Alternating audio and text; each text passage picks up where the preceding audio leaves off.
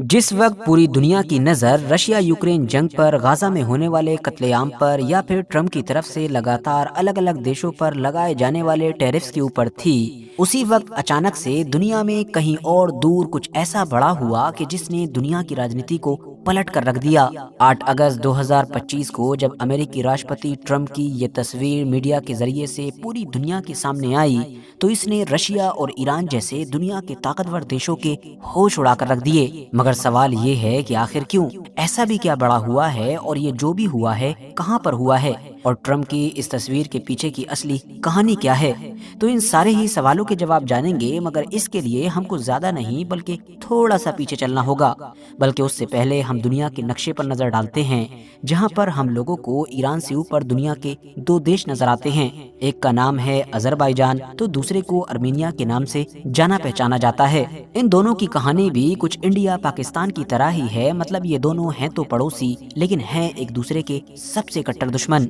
इन दोनों में से जब आप अजरबैजान देश का नक्शा देखोगे तो आपको एक बड़ी ही अजीब चीज नजर आएगी, और वो ये कि अजरबैजान का एक छोटा सा इलाका, या आप कह सकते हैं कि एक पट्टी, आपको अर्मेनिया के बीच में नजर आएगी। मतलब अजरबैजान की जो मेन लैंड है उससे पूरी तरीके से कटी हुई और काफी दूर। सिर्फ अजरबैजान ही नहीं बल्कि 2020 से पहले तक अगर आप लोग अर्मेनिया का मैप भी देखते तो यहाँ पर भी आपको कुछ ऐसा ही नजर आता। मतलब ये कि नगोरो काराबाख नाम का एक इलाका कि जहाँ पर अर्मेनिया के ही लोग रहते हैं, अर्मेनियन नस्ल के लोग रहते हैं, वो आपको बिल्कुल अजरबैजान के बीचों बीच नजर आता। और वैसे यहाँ पर आप लोगों के लिए ये समझना भी जरूरी है कि अर्मेनिया और अजरबैजान की ये जो कट्टर दुश्मनी है, इनके बीच ये जो बड़ी बड़ी जंगें लड़ी जा चुकी हैं या हमेशा छोटी मोटी झड़पों की भी खबरें आती ही रहती हैं, उसकी मेन वजह ही ये जमीनी टुकड़ा है कि जिसको नगोरो काराबाख के नाम से जाना जाता है। दरअसल ये जो नगोरो काराबाख है, ये जमीनी एंगल से तो आप देख ही सकते हैं कि अजरबैजान के अंदर है ही।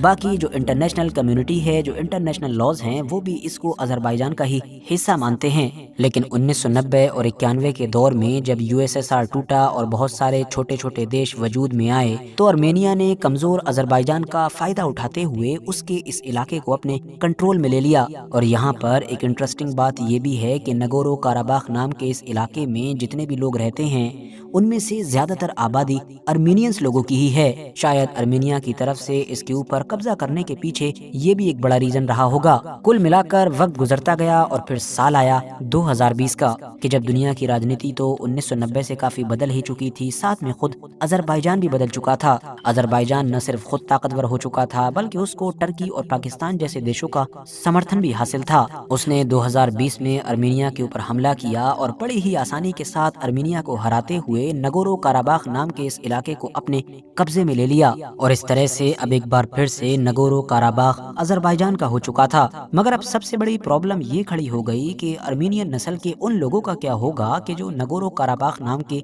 इस इलाके में रहते हैं, क्योंकि जैसा कि हमने आपको पहले ही बताया कि इस इलाके में रहने वाली ज्यादातर आबादी नस्ल से, कल्चर से, जबान से, हर मामले में अर्मेनिया की ही है। और अजरबैजान के इस कब्जे के बाद अब वो पूरी तरीके से अर्मेनिया या अर्मेनिया में रहने वाले अपने रिश्तेदारों या अपने बाकी लोगों से कट चुके थे, क्योंकि नगोरो काराबाख को अर्मेनिया से कनेक्ट करने वाला जो कॉरिडोर था उसको भी अब अजरबैजान पूरी तरीके से ब्लॉक कर चुका है। दूसरी तरफ अजरबैजान की हालत भी कुछ अलग नहीं है, क्योंकि जैसा कि हमने शुरू में ही बताया कि नक्चीवान नाम का एक अजरबैजानी इलाका भी अर्मेनिया के अंदर पड़ता है,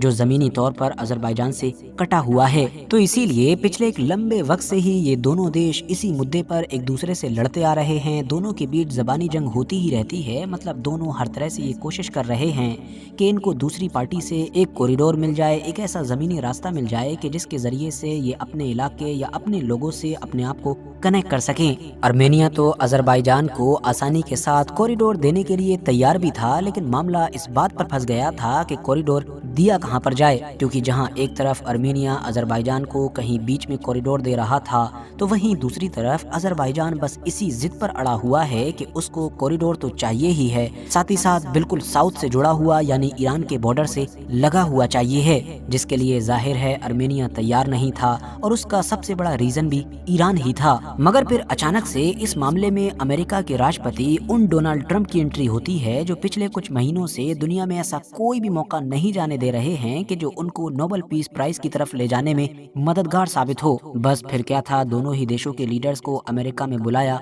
और डील करवा दी। आर्मेनिया अजरबैजान को ईरान से लगा हुआ वही कॉरिडोर देने के लिए तैयार हो गया कि जिसकी न सिर्फ वो खुद बल्कि ईरान भी लगातार मुखालिफत करता रहा था। और इससे भी बढ़कर एक और हैरान कर देने वाली चीज जो इस डील से बाहर निकल कर आई वो ये थी कि ये जो कॉरिडोर होगा इसको मेंटेन करने का या इसको मैनेज करने का या जो कुछ भी इससे जुड़ा हुआ काम होगा वो सब कुछ अमेरिका देखेगा। मतलब अगले 99 साल के लिए ये पूरा कॉरिडोर अमेरिका को दे दिया गया है, जिसका सीधा सा मतलब ये हुआ कि पल भर के अंदर किए गए इस एग्रीमेंट के बाद अमेरिका, नेटो, यूरोप, इजराइल सारे के सारे प्लेयर्स इस जगह पर आकर बैठ चुके हैं। इसका सबसे पहला और सबसे बड़ा झटका तो रशिया को ही लगा, जो जाहिर है पिछले 3-4 साल से यूक्रेन से जंग ही इसीलिए कर रहा है ताकि वो नाटो को अपने से दूर रख सके। लेकिन किस्मत का सितम देखिए कि इस डील के बाद अमेरिका और नाटो यहाँ आकर बैठ चुके हैं। जबकि जो दूसरा बड़ा झटका लगा है वो ईरान को लगा है, जिसकी सबसे पहली वजह तो यही है कि इजराइल के सबसे पक्के दोस्त अजरबैजान को ईरान पहले से ही शक की निगाह से देखता आया है और उसके ऊपर तरह तरह के इल्जाम